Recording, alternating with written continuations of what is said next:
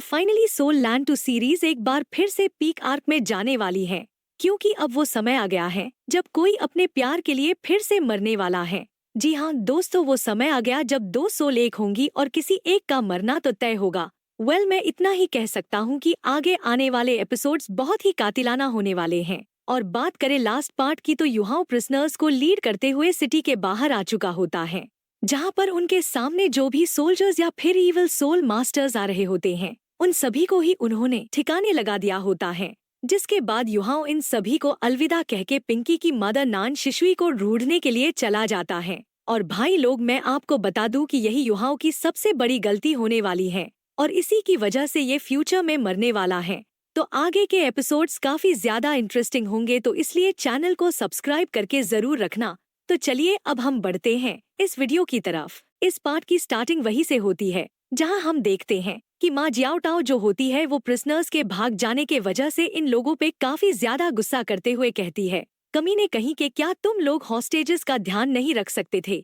और अगर तुम लोगों ने उन्हें जाते हुए देखा था तो तुम लोगों ने क्यों उसे रोकने की कोशिश नहीं की और क्यों उनका पीछा नहीं किया? और माँ जियाओटाओ की इस बात को सुन के एक सेंट घबराते हुए कहता है, लीडर, ऐसी बात नहीं है कि हम उनका पीछा नहीं करना चाहते थे और उन्हें रोकना नहीं चाहते, लेकिन जैसा कि आप जानती है कि हॉस्टेजेस 500 से भी ज्यादा थे, तो अगर हम उनका पीछा करते या फिर उन्हें रोकने की कोशिश करते तो हम सभी ही निश्चित रूप से मारे जाते। तो माँ जियाओटाओ गुस्सा करते हुए कहती है, आखिर उस पॉइजन का क्या हुआ जिस पर तुम लोग इतना घमंड कर रहे थे? आखिर उन लोगों ने उसे डिटॉक्स कैसे किया? चलो अब जल्दी से जाके वाटर प्रिजन के थोड़े से वाटर को लो और जाके उसे चेक करवाओ। और तुम लोग ये तो बिल्कुल भी मत सोचना कि तुम लोग इस मैटर से बच जाओगे। तो एक एल्डर आगे आते हुए कहता है, सेंट, एक मिनट रुकिए, अभी के लिए जो सबसे अर्जेंट टास्क है वो ये है कि उन हॉस्टेजेस को दोबारा से पकड़ा जाए। तो माँ जियाओटाओ कहती है, उनकी जो सोल पावर है वो कई दिनों तक कमजोर रही है, तो वो लोग ज्यादा दूर तक भाग के नहीं जा पाएंगे और इस चीज पर ये लोग भी सहमत होते हैं। तो माँ जियाओटाओ कहती है, तो फिर चलो सभी लोग मुझे फॉलो करके चलो।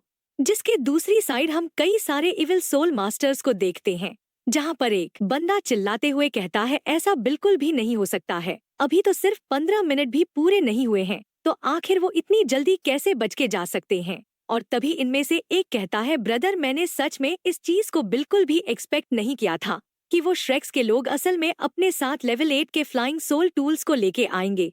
तो ये जो बंदा होता है ये कहता है, श्रेक्स कॉलेज को हल्के में नहीं लिया जा सकता है और उनके सोल टूल्स का जो लेवल है उसकी तुलना सन मून एम्पायर के साथ की जा सकती है।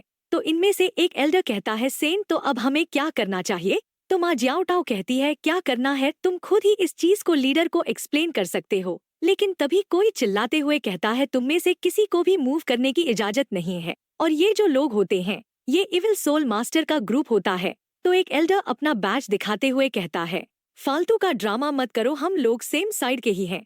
तो ये बंदा कहता है, जो कोई भी सेम साइड पे है उसे पक्का सबसे पहले अरेस्ट करना है। और इस बात को सुनते ही माँ जियाओटाओ हैरान होते हुए कहती है, क्या तुम लोग मुझे पकड़ना चाहते हो? तो इनमें से एक मास्टर कहता है, मूव मत करना। तो इस वजह से माँ जियाओटाओ को काफी ज्यादा गुस्सा आ जाता है और ये काफी ज्यादा पावर को रिलीज करते हुए कहती है, मेरे रास्ते से हट जाओ। जिस वजह से इन सभी को काफी ज्यादा दिक्कत होने लगती है। लेकिन तभी कोई और चिल्लाते हुए कहता है, रुक जाओ, बंद करो ये सब। तो माँ जियाओटाओ भी शांत हो जाती है और तभी यहाँ पे एक और लेडी आते हुए कहती है, कमांडर वान, क्या आप लोग यहाँ पे हमें पकड़ने के लिए आए हैं? क्योंकि यहाँ पे तो सभी ही होली स्पिरिट कल्ट के लोग हैं और ये जो सेंट है ये हमारी होली स्पिरिट कल्ट की ही है। तो अगर आप लोगों ने तुरंत ही उन हॉस्टेजेस को पीछा करके नहीं पकड़ा तो आखिर इस चीज की जिम्मेदारी कौन लेगा? और इस तरीके से सन मून एम्पायर के सोल्जर्स और होली स्पिरिट कल्ट के लोग एक दूसरे के आमने सामने आ गए होते हैं। और इस सिचुएशन को देख के माँ जियाओटाओ सोचती है, देख के ऐसा लगता है ये स्मूथली नहीं होगा, क्योंकि सबसे पहले तो मैं युहाओं के लिए समय निकालना चाहती थी। और तभी इनमें से एक इविल सोल मास्टर कहता है, उनका पीछा करो, क्योंकि सन मून एम्पायर के अंदर हमारे पास सबसे फास्टेस्ट फ्लाइंग सोल टूल है। तो ऐसा तो हो ही नहीं सकता कि वो लोग ज्यादा दूर जा सके और यहाँ पे बस 100 लोगों को छोड़ो जो कि सिटी को गार्ड करेंगे, जबकि बाकी के मेरे साथ आओ। और तभी इनमें से एक एल्डर कहता है, क्या तुम वुयू हो? तो ये जो व्हाइट हेयर गर्ल होती है ये कहती है, आखिर तुम लोग सिटी को कैसे प्रोटेक्ट करते हो? और क्या तुम नहीं जानते हो कि मेरी सिस्टर मर चुकी है और अगर हमारे बीच में बॉन्ड नहीं होता तो मैं अब भी डार्कनेस में अकेली होती। तो इस चीज को सुन के ये एल्डर कहता है, तो क्या तुम वुयू हो? और अगर तुम वुयू हो तो इसका मतलब ये है कि वुयून मर चुकी है। लेकिन आखिर ऐसा कैसे हो सकता है? तो ये जो लड़की होती है अपना मुंह फेरते हुए कहती है, तो ऐसा दिखता है कि वो तुम नहीं हो और तुम चौंकने का भी कोई दिखावा नहीं कर रहे हो। तो इसका मतलब ये है कि जिस पर्सन ने मेरी सिस्टर को मारा है वो सनराइज सिटी के अंदर ही है। इसलिए सभी लोग ही मेरे साथ आओ। और फिर हमें एक जगह का सीन दिखाया जाता है जहाँ पे युहाओ पिंकी के पास आ गया होता है और पिंकी कहती है, आखिरकार तुम यहाँ पे आ ही गए, मैं बस तुम्हारे बारे में चिंता करके मरी ही जा रही थी। तो युहाओ पूछता है, अंदर किसी भी तरीके की मूवमेंट हुई क्या? तो पिंकी कहती है, क्योंकि अंदर कोई भी मूवमेंट नहीं हुई है तो इसी वजह से मुझे भी काफी ज्यादा बेचैनी हो रही थी। और तुम्हारी तरफ कैसा रहा, क्या सभी लोगों को बचा लिया गया है? तो युहाओ कहता है, यहाँ उन सभी को ही बचा लिया गया है, लेकिन हम कितनी ही ज्यादा कोशिश क्यों ना कर ले, लेकिन तब भी कुछ भी कहना मुश्किल होगा और मैं बस उम्मीद करता हूँ कि ज्यादा से ज्यादा लोग बाहर निकल सके।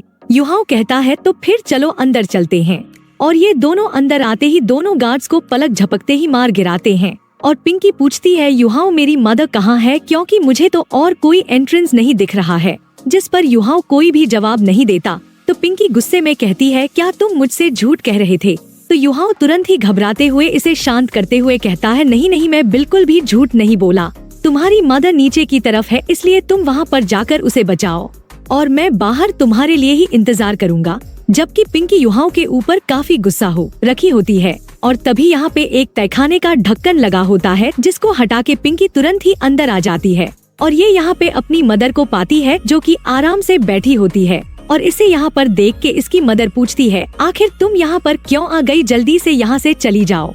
अगर वो बंदा वापस से लौट के आ गया तो तुम्हारे लिए काफी बड़ी मुसीबत खड़ी हो जाएगी।